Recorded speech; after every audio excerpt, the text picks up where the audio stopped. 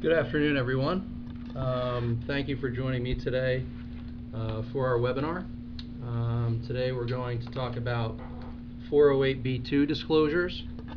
Obviously everybody hopefully at this point is aware of the requirements, but our intent today is to try to instruct people on how to deal with the disclosures that they've received and what the goals should be as far as their evaluation of those disclosures and how to determine whether what they've received really is appropriate and compliant.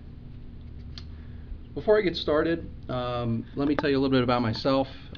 Maybe you've heard me speak before. I have done other webinars for Expert Plan and have been in other public speaking engagements. But my background is as an ERISA attorney. I was in private practice for about 14 years prior to joining Expert Plan and helping to develop the Consulting Services Division, which is a fee-for-service consulting group consisting of ERISA attorneys, actuaries, and an internal TPA type service model. I do have lots of experience with both the disclosure requirements and also general compliance issues as a whole. My bread and butter in private practice was to deal with general compliance concerns, a lot of representation of plan sponsors before the IRS and the DOL. What we're dealing with today is essentially DOL focused, but I do have experience across the board there. Just due to time constraints, there is a lot of information to go over. I would love to be able to answer questions.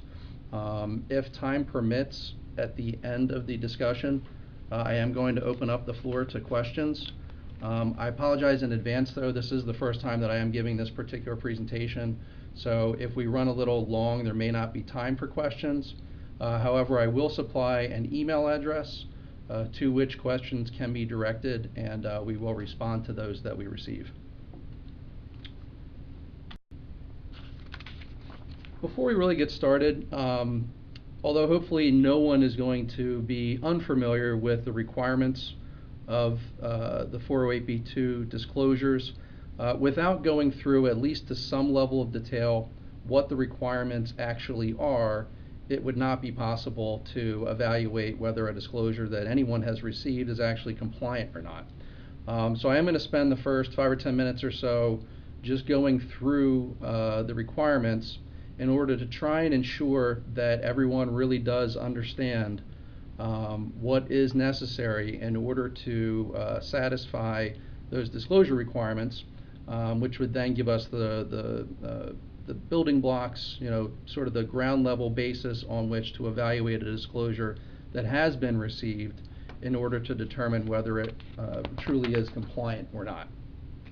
So with that in mind, I am going to go through some general background information on what the requirements are, starting with just a general high level understanding that obviously these 408B2 disclosures require that additional fee and expense information be provided to retirement plan sponsors. The idea here is that the sponsors need additional information in order to evaluate whether they really are truly performing their fiduciary duties, and without an affirmative obligation to provide it, there's a general concern on the part of the DOL and I believe the industry in general that plan sponsors might not have the information that they need, and they may not get it on a routine basis in order to perform that type of evaluation.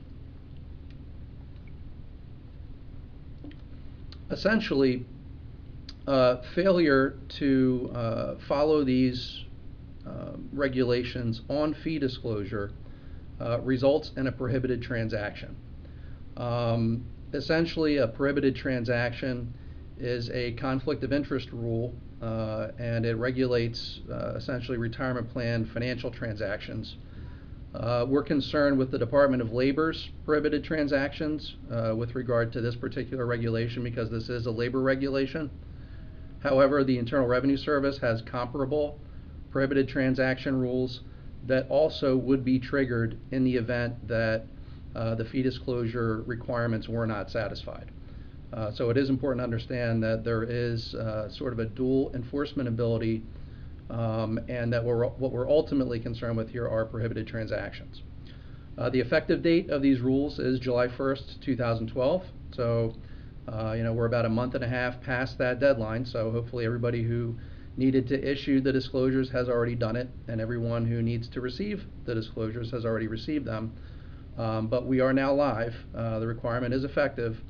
So that brings us to this timely presentation that will allow us to hopefully better evaluate what has been issued and what has been received.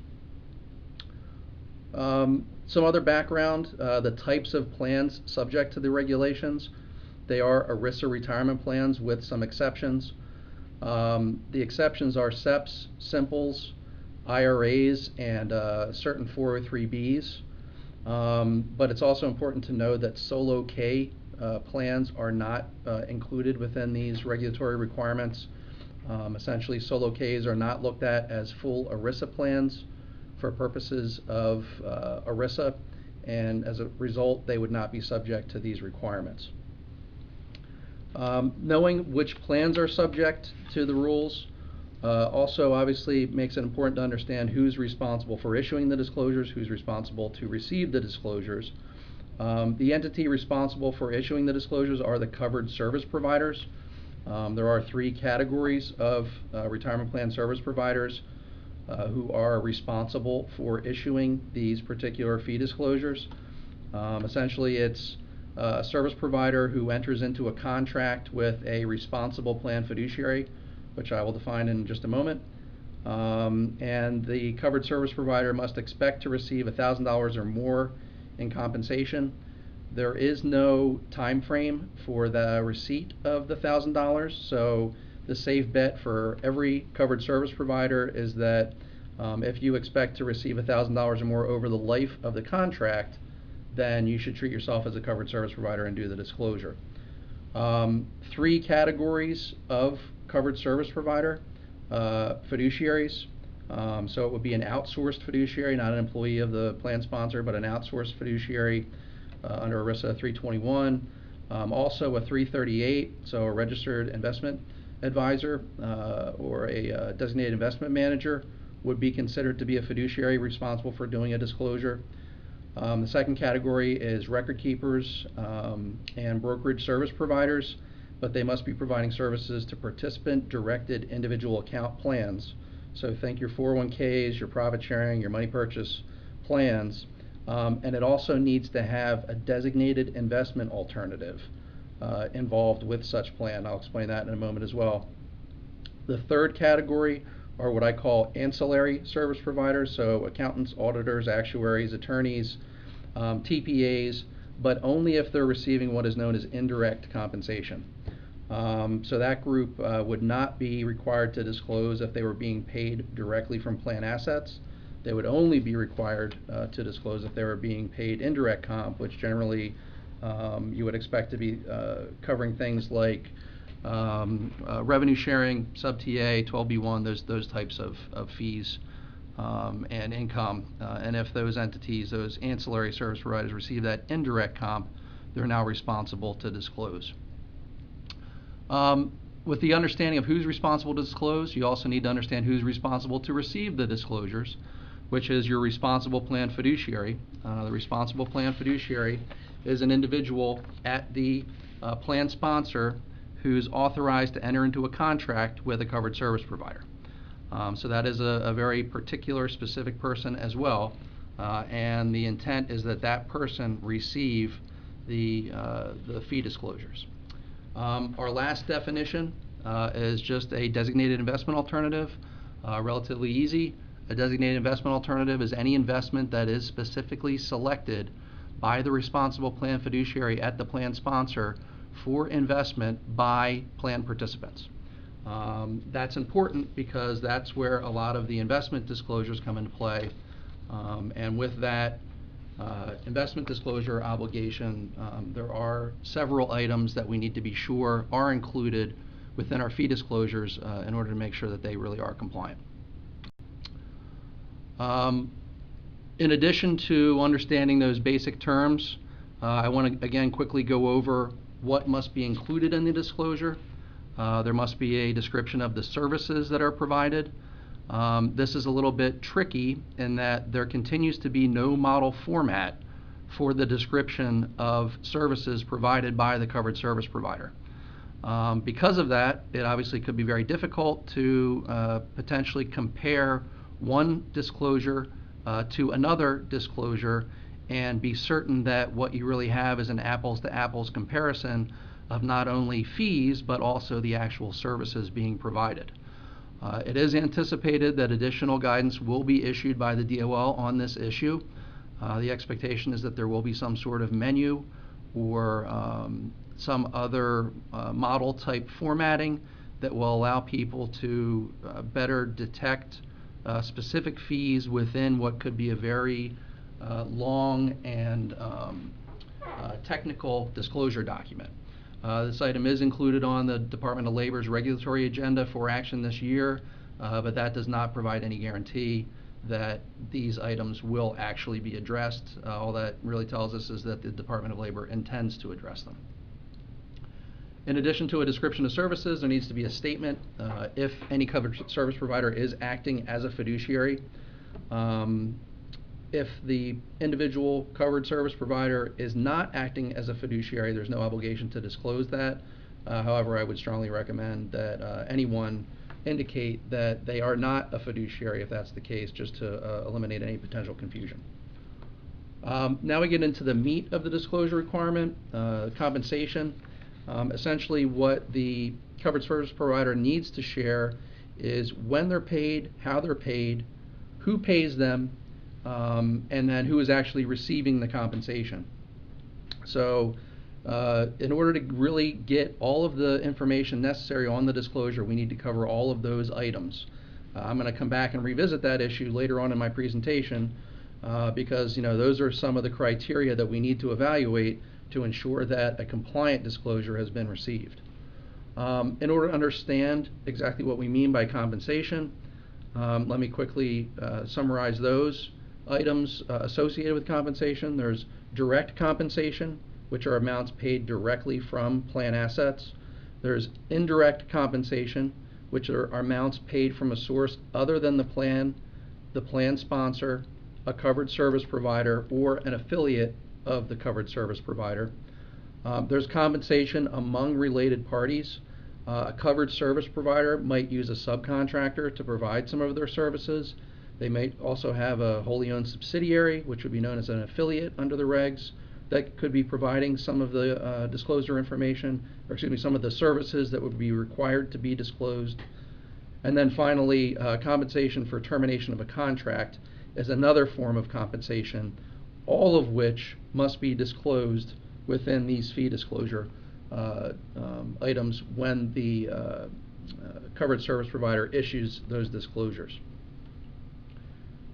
One other important point about compensation: fees that are paid directly by the plan sponsor are neither direct nor indirect compensation, and as a result, they would not be required to be disclosed within these fee disclosure requirements. In addition to the general services, the other investment disclosures that must be provided are very significant at this point. Initially, under 408B2, there was only a pretty limited investment disclosure requirement. Essentially what we're talking about here is in relation to designated investment alternatives. The covered service provider, if they have the information, so typically a record keeper, a brokerage provider, as well as certain fiduciaries, have an obligation to provide certain investment information. Initially, the regulations indicated that general fees charged against the amount invested, so what we're talking about here are sales loads, sales charges, surrender charges, those types of fees needed to be disclosed under 408B2. Annual operating expenses, if the return was not fixed, so we're talking about an expense ratio. We also had to show annual expenses in addition to operating expenses, so things like wrap fees, shareholder fees. But the new wrinkle that was added when the regs were finalized was that all of the investment information that is otherwise required, not under the 408B2 covered service provider disclosures, But under the 404A5, participant fee disclosures also must be provided to the responsible plan fiduciary in conjunction with the 408B2 disclosure requirement. So what we have here is an overlap where not only the 408B2 investment information must be disclosed to the covered service provider, or excuse me, by the covered service provider to the responsible plan fiduciary, also the participant level fee disclosure items must be provided.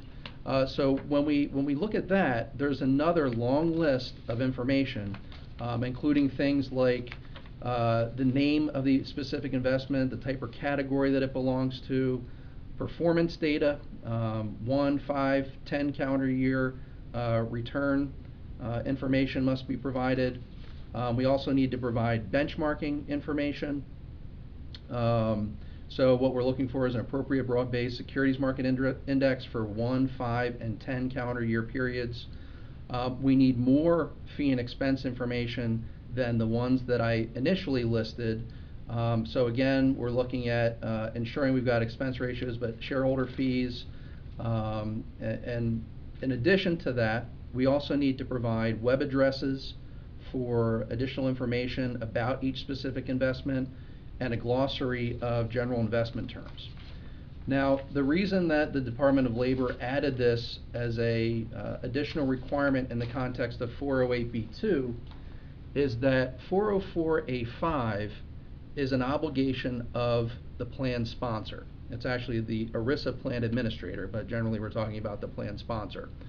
And there was a recognition that if the covered service provider who has access to this information is not obligated to disclose it directly to the ERISA plan administrator, responsible plan fiduciary, well, we are unsure if that responsible plan fiduciary could otherwise gain access to the necessary information that they need in order to satisfy their 404A5 participant fee disclosure requirements.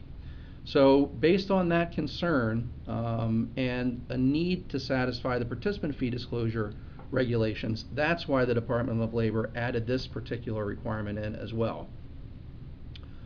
Now the issues that I've gone through originate as a fiduciary service provider requirement, but then drop down and also get roped in as far as a record-keeping brokerage service provider requirement. There is an allowance to use certain disclosure materials such as a prospectus, but now that we have the 404A5 requirement in addition to the 408B2 investment requirement, merely providing a prospectus would not be enough. I would be remiss if I didn't also take a second to emphasize that there's been a lot of talk in the media, a lot of essentially outrage about certain guidance that the Department of Labor proposed very recently, at this point about 3 months ago, in a field assistance bulletin. They essentially stated that it was a clarification, it was not rulemaking. I don't know that anybody in the industry agreed with them, but they proposed in a question and answer format, they proposed that self-directed brokerage accounts and brokerage windows would be subject to the investment disclosure requirements generally thought of in connection with designated investment alternatives. Although the regulations very explicitly exempted self-directed brokerage accounts and brokerage windows from application to these investment disclosure requirements, Q&A 30 in Field Assistance Bulletin 2012-02 roped all that back in and said in certain circumstances, a plan sponsor, responsible plan fiduciary would be responsible for monitoring the investments within the brokerage window, within the self-directed brokerage account, and may have to treat them as designated investment alternatives. This was news to everyone who had previously read the reg, considered the reg, and everyone really felt as if it was the carpet being pulled out from underneath them. There's a lot of complaints. The DOL initially dug their heels in. Phyllis Borsey definitely seemed to approach it from an attitude of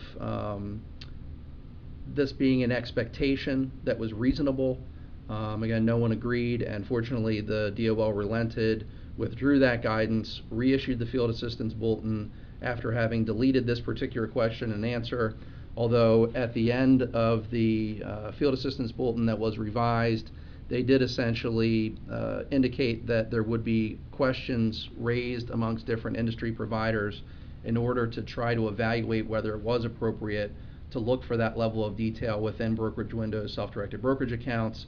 And there's at least a tacit expectation that the DOL might readdress this issue, but rather than do it in a field assistance bulletin, do it as a proposed regulation, which essentially is what should have happened initially, but unfortunately that's not how the DOL decided to address it the first time around. So we're going to have to wait and see what happens there, but at least for the moment, there are no disclosure requirements when it comes to investments within a brokerage window or a self-directed brokerage account.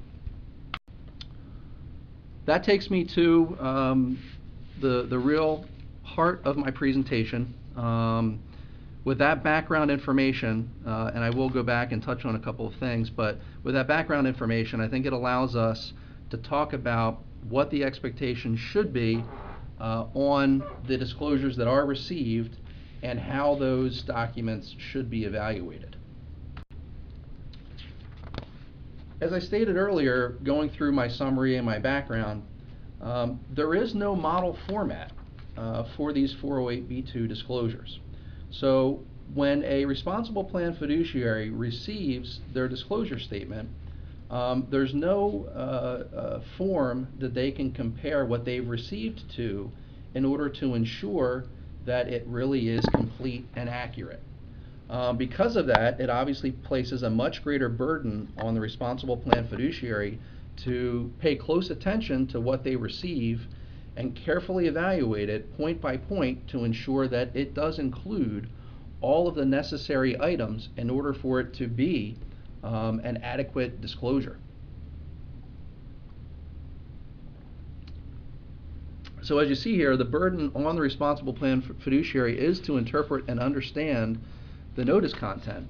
And to take a step back, remember we're talking about a lot of different items, including a description of the services, whether an individual or service provider is a fiduciary or not, the type of compensation that's being received, whether it's direct, indirect, compensation among related parties, compensation for termination of a contract.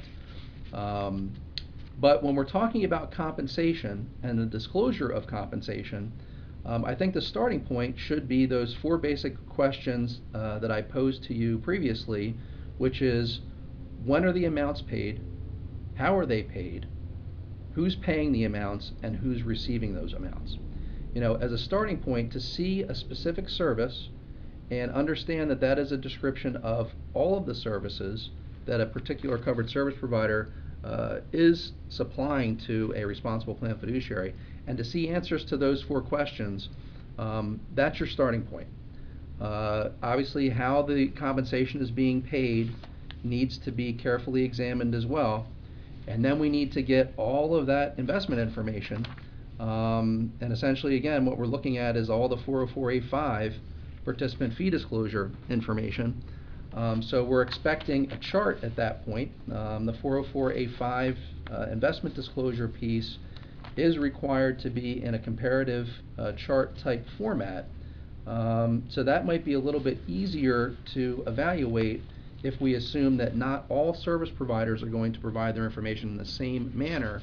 At least in a chart format, hopefully it's presenting the covered service provider with less of a challenge to evaluate what's being provided and whether it's compliant. Again, remember, for the investment piece, we need name, category of investment, performance data, benchmark, fees and expenses. We need a glossary of terms. We need a web address. So those are all items that the responsible plan fiduciary, as a starting point, needs to ensure that those disclosures include. Without that information, even one item that we just discussed, that disclosure is not compliant, and that forces the responsible plan fiduciary to take additional steps. If a notice is simply unclear, the responsible plan fiduciary is obligated to issue a written request for clarification to the covered service provider. That written request starts the clock ticking on the covered service provider having to respond and resolve the question, address the issue, provide the clarification that's necessary. What that really means from an enforcement perspective remains to be seen. Until the DOL actually attempts to begin enforcing these issues, it's very difficult to say exactly how they will evaluate the plan sponsor's complaints that may be given to a covered service provider. From my perspective, I have to wonder what will happen in circumstances where, as an example, after the fact, these types of requests might be evaluated, and it might turn into situations where the reality is maybe there's a disgruntled responsible plan fiduciary at a plan sponsor who's unhappy with their service provider, and they might literally be using this as an opportunity to make them jump through hoops. So it'll be interesting to see how this actually plays out from an enforcement perspective. But if we ignore that type of novelty, essentially what we're looking at here is subsequent written request from the responsible plan fiduciary to the covered service provider to clarify any item that is absent or unclear. Again, with that being issued, our 90-day notice period triggers. If the covered service provider responds and the responsible plan fiduciary is still unsure or uncertain as to what a particular aspect of the disclosure means, well, it's on that responsible plan fiduciary to go back and ask for additional clarification. Presumably, if we assume that everybody is treating this issue in good faith and doing what they should do as far as being responsive, the expectation would be that we now have a new 90-day response period beginning. However, again, the idea of sort of bad faith complaints, and obviously there's also the potential for a bad faith response by a covered service provider, that would have to beg the question of whether that 90-day response period really would start over again, or would the DOL look at that and say, well, the initial response wasn't adequate. So that's something that we'll have to see as time goes on as well. I am going to talk a little bit more about that 90-day period in a later slide, so I'm not going to get into too much greater detail about that right now. So again, our starting point, though, once these disclosures are received, the responsible plan fiduciary needs to carefully evaluate every aspect of it, each item, to ensure that it has hit all of those required criteria. Again, if it hasn't, it's time for that written response to the covered service provider, asking for more information, asking for another disclosure. Once these fee disclosures have been received and we've taken that first step to say, hey, okay, it's compliant, at least as far as the content, it's now incumbent upon the fiduciary at the plan sponsor to take charge and fulfill their fiduciary duties in connection with that fee disclosure document. When we're talking about ERISA and we're talking about fiduciary functions, there's a term that is throughout the ERISA realm when it comes to fiduciary functions, and that term is reasonable. Unfortunately, reasonable is a subjective term. What's reasonable to me may not be reasonable to anyone else on this call, and vice versa, just because of the subjectivity involved. Initially, the DOL, I think, actually intended to, and I shouldn't say intended, enjoyed the flexibility that reasonableness provided to the interpretation of the rulemaking, with the thought being that if we have a somewhat subjective, malleable definition of certain terms when it comes to fiduciary obligations, hopefully fiduciaries are going to realize that situations can be interpreted in multiple ways, and as a result, be very conservative in their actions, be very conservative in their analyses, with the fear being that if they are not, someone with a reasonable mindset could decide that what they had done was not reasonable.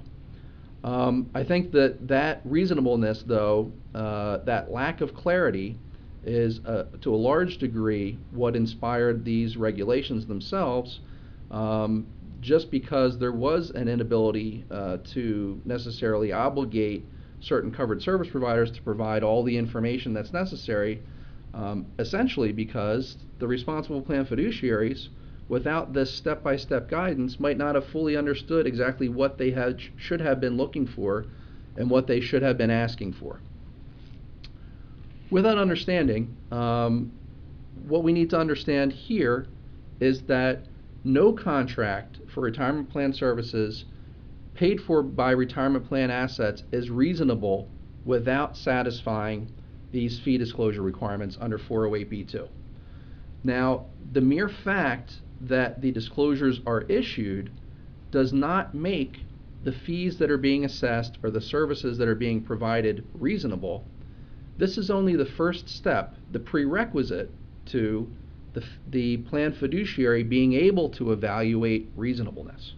So again, just because the fees are disclosed doesn't mean the contract is reasonable under these 408b2 regs. What it means is that now the plan fiduciary has absolutely been provided the necessary information that they need in order to make that evaluation and determine whether the fees themselves are reasonable.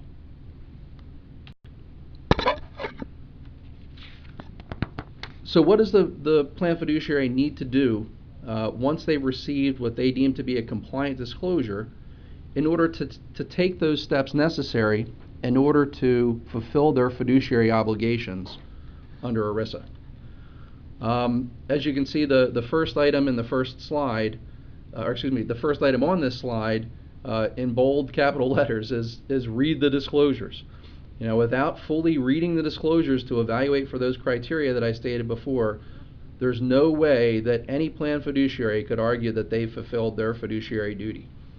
As basic as that sounds, oftentimes in this industry, plan sponsors and participants fail to even carefully examine the documentation that they receive, which does not allow them to effectively evaluate any particular aspect of a retirement plan, its operation, administration, etc. So the starting point, again, is always going to be carefully read through the disclosures, ensure the satisfaction of all the 408b2 requirements. Again, it is a matter of going through item by item and looking for each specific criteria and ensuring that it's all there. The disclosures also are intended to illustrate and allow plan fiduciaries to examine potentials for conflicts of interest. I think some of the biggest concerns on conflicts of interest would be the potential for payments between related entities. I mentioned earlier, covered service provider actually includes subcontractors and affiliates. So there is a need to carefully examine the compensation that might be changing hands, let's say between a covered service provider and an affiliate, to ensure that there does not appear to be a conflict of interest. If there does, that would be something that the responsible plan fiduciary obviously should follow up on, ask additional questions, and attempt to get clarification so that they can be comfortable that there is no conflict of interests.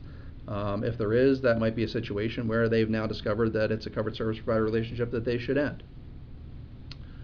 In addition to concern about conflicts of interest, the fees themselves need to be determined to be reasonable. Again, the disclosures don't mean that the fees or the services are reasonable.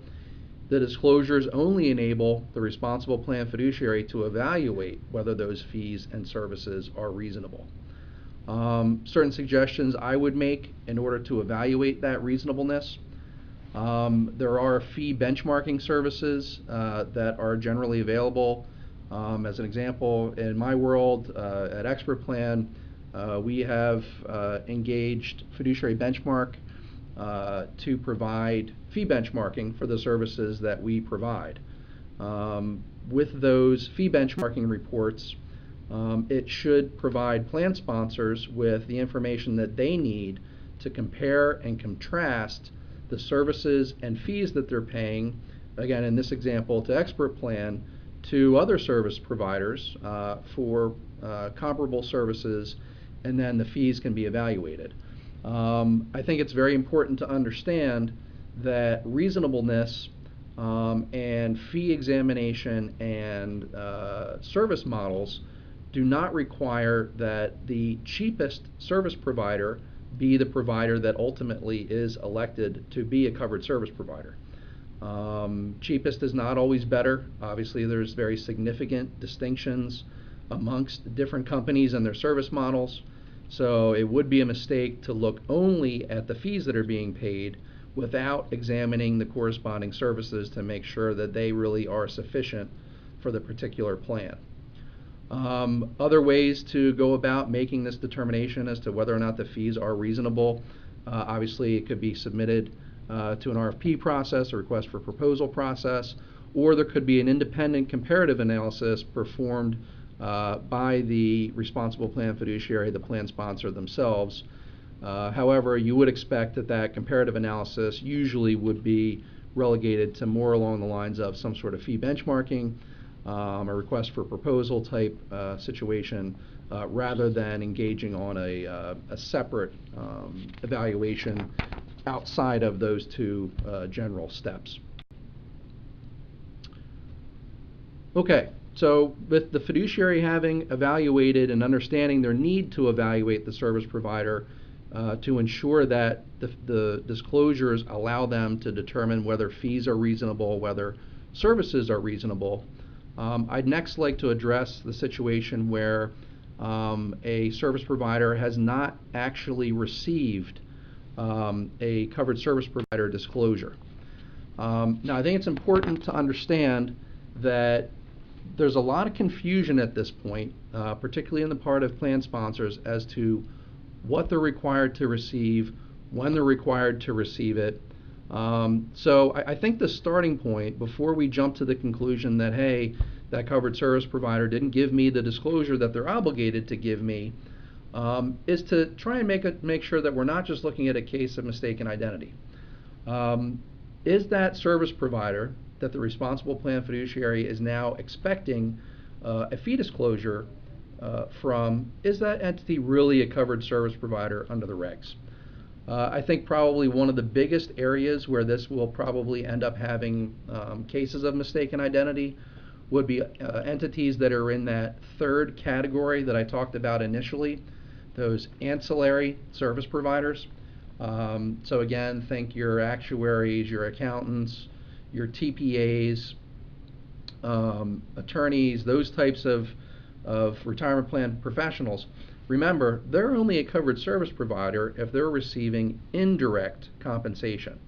So if we have a situation where a TPA, as an example, is being paid exclusively by the plan sponsor, and maybe at times the plan sponsor, the trustee, is authorizing the payment of those TPA fees from plan assets directly, and those are the only ways that that TPA is being paid. So again, in this assumption, there's no revenue sharing, there's no other indirect compensation. Well, that TPA is not a covered service provider. That TPA is not obligated to disclose under 408(b)(2). Now, I would say maybe that TPA should have issued some sort of communication indicating that, hey, just to be sure everyone understands, we're not a covered service provider. But at the end of the day, the bottom line is they're not required to satisfy these disclosures. So if they didn't provide one, they didn't do anything wrong. Now, a plan sponsor might not understand that and might go back and ask the question. And that's definitely what I would recommend as a starting point. You know, if any responsible plan fiduciary is questioning, hey, I think I should have received a 408(b)(2) fee disclosure statement from this particular service provider that I work with, obviously their starting point should be to act as if they are obligated to receive it. They should contact that entity and they should start the ball rolling and say, hey, we never received our covered service provider fee disclosure from you. Please provide it immediately. With the concern being that 90-day time frame starting, and essentially avoiding the possibility of a prohibited transaction on the part of the responsible plan fiduciary. In addition to whether or not a service provider is a covered service provider, there would also be a concern about whether the plan at issue is actually covered under 408b2. Again, remember I said that there's certain types of plans that are not SEPs, simples, certain types of 403bs are not plans that are covered under these 408b2 fee disclosure requirements. So that would be another issue where the responsible plan fiduciary should do their best to determine whether or not the plan really is subject to these requirements. But if they're uncertain, go back to that service provider, make the service provider defend the decision not to provide the disclosure, and worst case scenario, the responsible plan fiduciary is going to be told, and it will be illustrated to them that, hey, we're not responsible for doing this. But that's a much better scenario than assuming, oh, I guess they didn't need to give me one, and raising the specter of potential prohibited transactions. Now, if we get beyond the potential for mistaken identity, there's really two other potentials here. There's the potential that a disclosure has been issued and that disclosure was simply unclear. There's also the potential that the disclosure was not issued at all. Two very different scenarios, two very different results. If we're talking about simply needing a clarification, we already discussed this aspect, and it is the responsible plan fiduciary's obligation to go back to that covered service provider, say, hey, I don't understand this part, or hey, I think you missed a piece of one of these disclosure requirements. Please give me that information. Again, that would have to be in writing, and it is going to start that 90-day time frame rolling right along for the covered service provider to respond.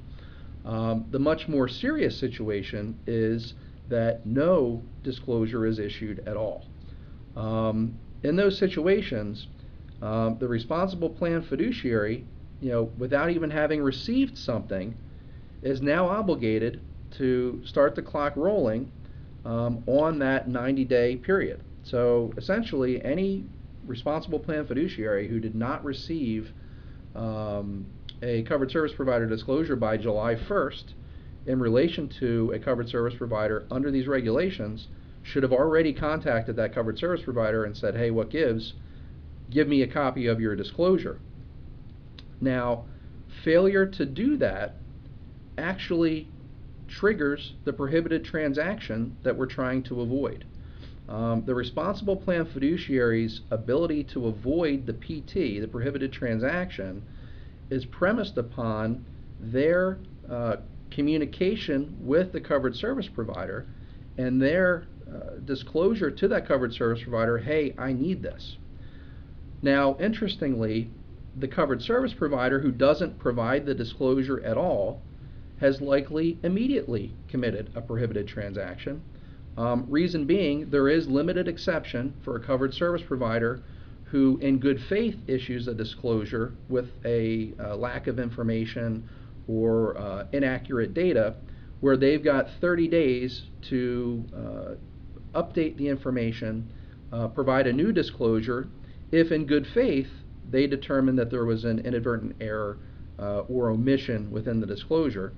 However, in this example where there is no disclosure issued at all, that good faith 30-day exception would not apply, which means we're now at a point where the responsible plan fiduciary is essentially only trying to cover themselves to ensure that they're not party to a prohibited transaction as well. So in that situation, again, we're going to have to wait till the DOL goes to enforce this, and if the covered service provider gives that 90-day notice, and if the responsible plan fiduciary gives the covered service provider the 90-day notice, and the covered service provider immediately responds, my guess is that the DOL isn't going to be particularly aggressive in attempting to address those types of situations However, it does remain to be seen. So we'll have to see what happens when that situation occurs. This slide, it goes through those issues with the 90-day requirement. Once that 90-day period has elapsed, the responsible plan fiduciary has 30 days. So again, after let's assume the 90-day notification period ends, the responsible plan fiduciary has still not yet received the required disclosures from the covered service provider. It is now that responsible plan fiduciary's obligation to contact the Department of Labor within 30 days of the expiration of that deadline, or else, once again, the responsible plan fiduciary is party to a prohibited transaction. So these rules are structured in order to give multiple opportunities for both the covered service provider and, more importantly, with more leniency, obviously, the responsible plan fiduciary, give them many opportunities to get the documentation they need, to provide the documentation that must be disclosed in order to avoid the creation of a prohibited transaction. However, if the rules are not satisfied, we get to that point, well, now we're in prohibited transaction land, and unfortunately that's not a good place to be. As a starting point, the covered service provider, if they fail to disclose information about future services, as well as the investment information on future designated investment alternatives, the covered service provider must be fired by the responsible plan fiduciary.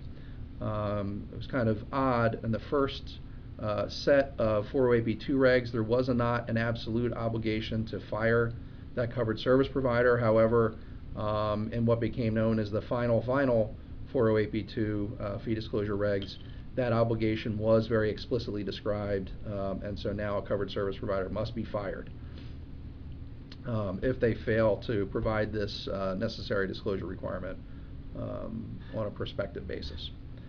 As I said before, prohibited transactions are the negative result of failing to satisfy these requirements. To be sure that everyone understands what that means, under the Internal Revenue Code, there are excise taxes that apply. The excise tax would be 100% of the amount involved, is how it's treated if an entity is quote-unquote caught by the IRS. In these situations where the entity covered service provider has been reported to the DOL, and the DOL is allowed to share this information with the IRS. In those situations, we have to assume that the IRS is going to treat it as a sort of a gotcha scenario and would attempt to assess the full 100% excise tax. The transaction would essentially need to be unwound. So the goal is to put parties in the position they would have been in had no violation occurred. So in this context, the assumption would be that the compensation would need to be refunded. Very possibly interest assessments would be made on the compensation. However, this part of it is going to be, because it's an equitable type of relief, this is another wait and see how the DOL attempts to enforce it. It's arguable maybe they would look at this from a responsible plan fiduciary's perspective, if the responsible plan fiduciary is involved as being a party to the prohibited transaction. Possibly when it came to an excise tax and the amount involved, it might only be amounts that were deemed to be unreasonable based on a failure to properly evaluate the fees that were charged. It could be that the entire amount was deemed to be a violation of the prohibited transaction rule. So presumably the facts and circumstances are going to come into play, but that's one we'll have to wait and see how the DOL decides to enforce it. In addition to the excise taxes under the Internal Revenue Code, the equitable relief of sort of unwinding the transaction, we also have civil penalties which can be assessed by the Department of Labor. There's a 20% civil penalty against the amount involved that the DOL, as I said, can also assess. So, there really are some teeth here. If a prohibited transaction is determined to exist, the expectation would be that it's much more likely for a covered service provider to be deemed to have been party to a prohibited transaction rather than the responsible plan fiduciary, just because the responsible plan fiduciary has greater opportunity to avoid the prohibited transaction by requesting additional information and reporting the failures to the DOL directly.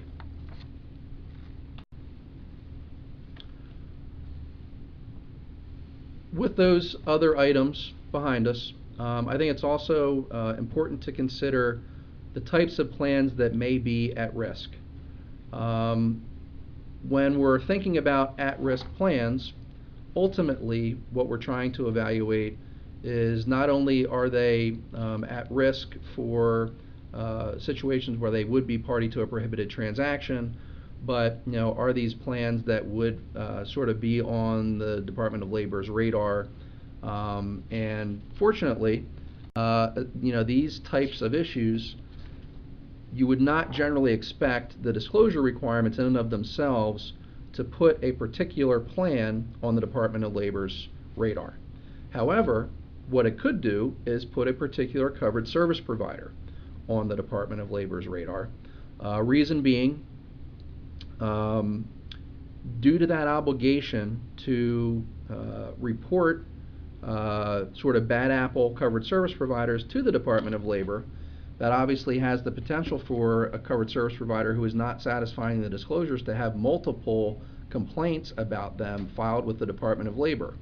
What that ultimately means remains to be seen. Again, we're very early on in the stages of the effectiveness of these regulations, so how the Department of Labor decides to enforce these rules is a little bit of a question mark.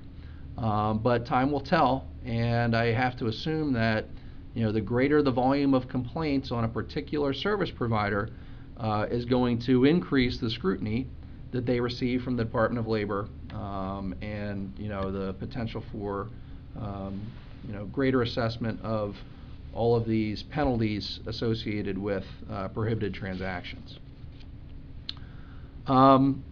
Obviously, only half jokingly, the first item on this particular slide is what disclosures, and any covered service provider, any responsible plan fiduciary who, when asked to discuss the 408B2 disclosure requirements, responds with something along those lines, obviously that's somebody that's in trouble.